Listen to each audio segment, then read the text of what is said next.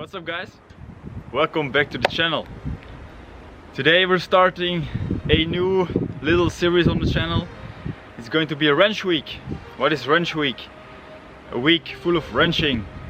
Who would have thought? So between Christmas and New Year I've got a whole week off and I've decided to spend that time to build a new car. A different chassis, a new chassis to me. We're going to be building an E46. I just picked up this chassis yesterday from Holland, a 320 chassis where just the engine, the gearbox and some bits and pieces from the front are missing, but for the rest it's a complete car, and basically that's a good base to start off with. So, wrench week. The plan is basically to build this car in 4 days. So from the way it's sitting right now to swapping it to a 3 liter with completely new suspension, new arms, new knuckles, all that good stuff. So it's gonna be tight, but I'm really looking forward to the challenge. It's gonna be loads of fun. Normally I should have all the parts ready, so I hope I'm not missing anything, but we'll see how it goes. Let's have a look at the chassis.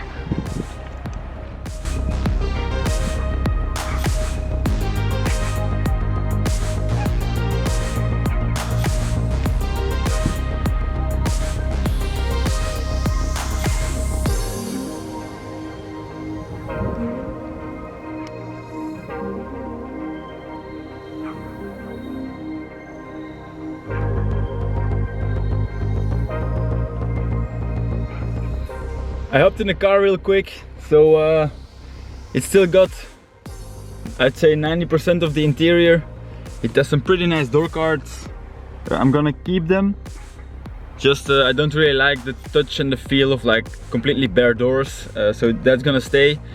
The other side should be right there, so that's good news as well. These seats, they're actually quite comfortable. I think they are like sport seats in cloth, I'm not entirely sure. I'm gonna try to sell those. Don't know if there's a market for that, but I don't need them. So yeah, we're gonna try and get rid of that. And you've probably noticed that it's an automatic. So that's not really unfortunate, but just a little bit extra work to convert it to manual. This nice, I don't know if it's real carbon, but if it is, maybe I can sell it. Also the handbrake, it's the same.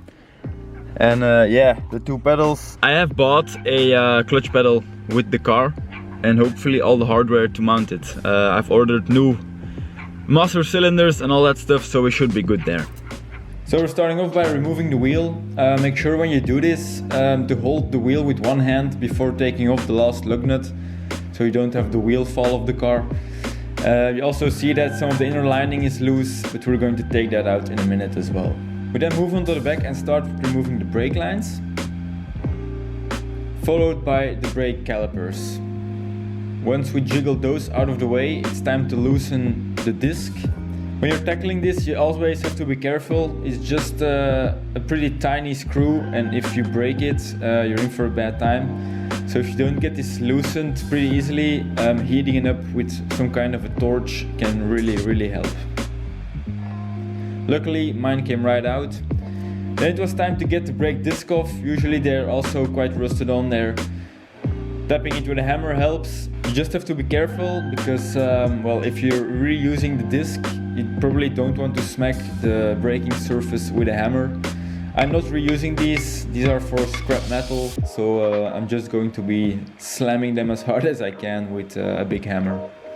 Then to loosen the shock and the spring, I put a jack under the trailing arm. That way when you loosen the shock, the tension on the spring doesn't, well, shoot the trailing arm downwards and might hurt you.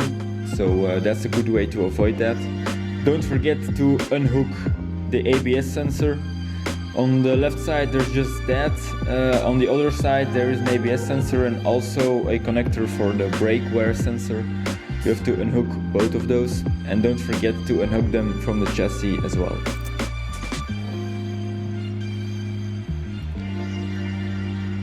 Next we are loosening the trailing arm from the chassis at the front of the wheel. It's held in place with 3 18mm bolts. They are usually also pretty stuck in there, but the impact makes quick work of that. I did the other side as well. As you can see, I decided to hang the calipers back onto the lines.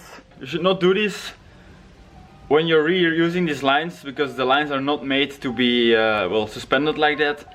I'm going to replace all of them anyway, so it doesn't matter. I'm just doing this so that the entire system, brake system, doesn't drain.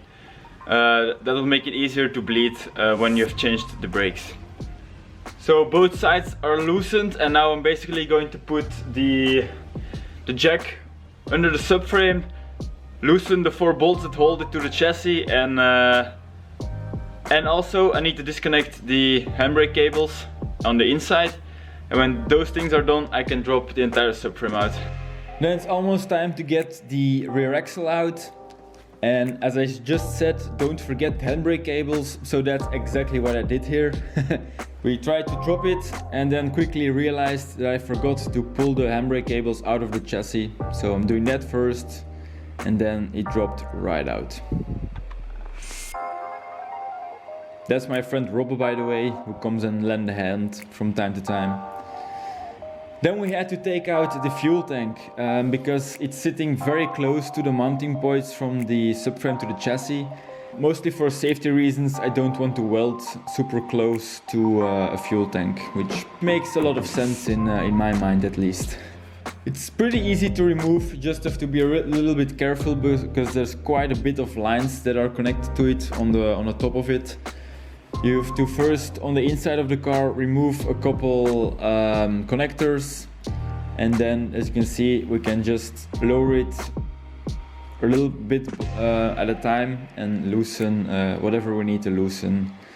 It's a good idea to mark these or take pictures so you don't miss where anything goes. We also did that, and that's basically the best way to go about this. We then moved on to the interior, starting by removing the front seats. That in itself was pretty easy. The hardest part was actually getting them out of the car, since there wasn't a lot of space with the lift to open the doors. And then the rear bench actually was quite a challenge for us because we couldn't just find how to unlock it. So we ended up just sitting in the car for a minute, looking it up, and then we quickly found it, and it was no biggie. Then while Robbo was continuing on removing some parts on the interior, I started to take off the front end of the car. Super easy, only 46s, it's like I think 10 bolts or something in total, and basically the whole front comes off. Of course it helps that we didn't have any lights or bumpers on it anymore, but still very, very easy.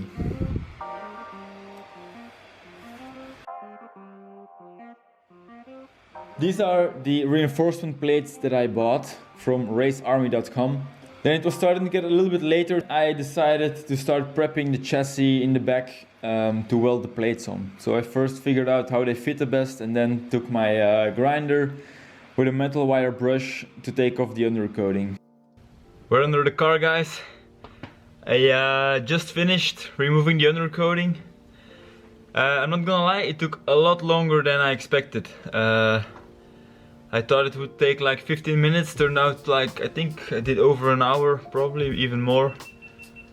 So yeah, but here is the result. Probably way too bright with the light on it. So I'm going to mock up the piece once more, make some small adjustments to the small ones. I also had to cut some corners here and there just to make it fit nice and don't have too much overlap.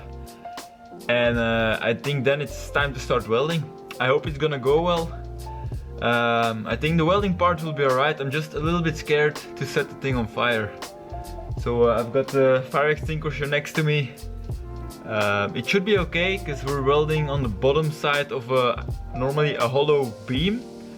But still, it's a bit frightening because when you're welding stuff on the underside of a car, you hear a lot of noises from like undercoating that is boiling, and you really quickly start to think that everything is on fire and you're gonna die. So here you can see temporarily put the rear reinforcement in place. I ended up not using the entire thing, but just the two ends of it. So I cut the middle section out of it because it's really a little bit overkill.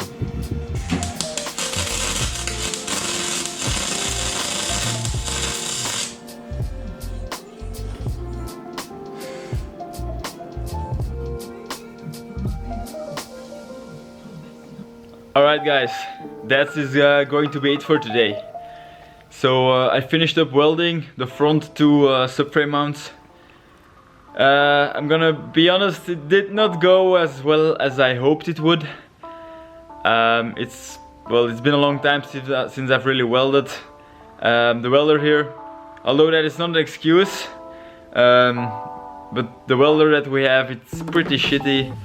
I said again, it's not really an excuse, but I've welded with this one. Is a €100 welder. Compared to the professional welder we have at work, is a massive difference. Basically just harder with a cheap one. But yeah, apart from that, I stitch welded around the outside of the reinforcement plate. I did not want to weld it all around, because I've heard and read that it's better to stitch weld such stuff in order to not have it crack. I don't know, tell me if I'm wrong, but either way it's gonna stay like the way it is.